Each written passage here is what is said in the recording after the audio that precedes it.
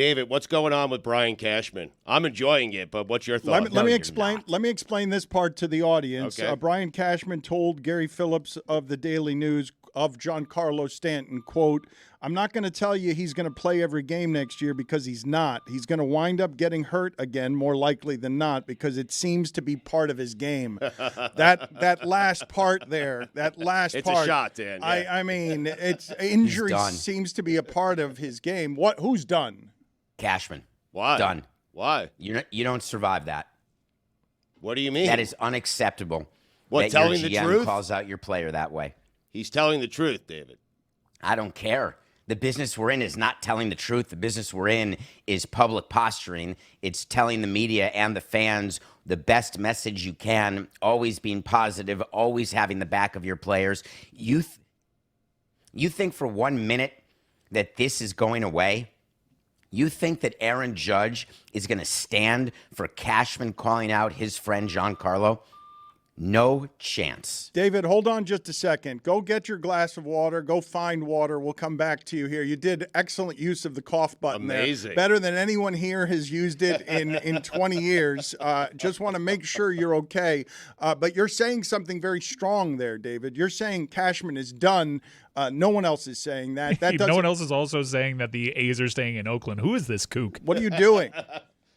I am not a kook, Mike. I'm trying to explain to people what actually happens behind the scenes of owners' meetings and what this vote actually means, because the headlines are all going to be wrong. It's possible the A's will still relocate, but when you read a headline that says A's relocation confirmed because owners vote 30-0 to relocate, that is a misleading, incorrect headline. But what do you mean Cashman is done? He's not done. He still has a job. Well, he currently still has a job, but this is the beginning of the end, and it started with that front page cuss-filled, and I don't say cuss, but Hal Steinbrenner called it that curse-filled diatribe when he said, "Oh, we're effing good.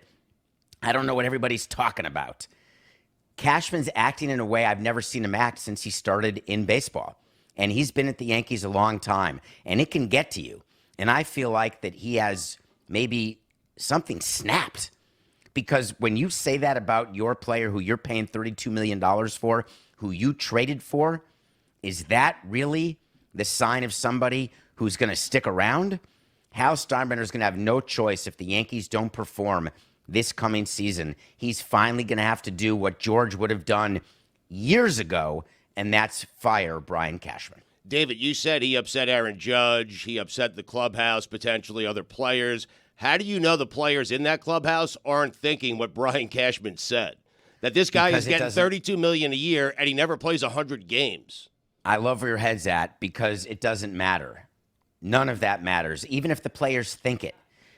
How many times did the Marlins players, and this will hit close to home, how often did they publicly go against Hanley Ramirez? How often did the 03 players publicly go against Pudge Rodriguez? How often? Publicly, not at all. Privately, they were doing it all the time. Correct. So all I'm talking about is publicly, the Yankees will have to come out and say, and the players, because they're going to be asked about it when spring training starts, this story's not going anywhere. You think that Stanton and Judge and Boone are not going to be asked by the media about Cashman's statements about Stanton? Even though we're only in November, this story will last through February. It's guaranteed to. Put it on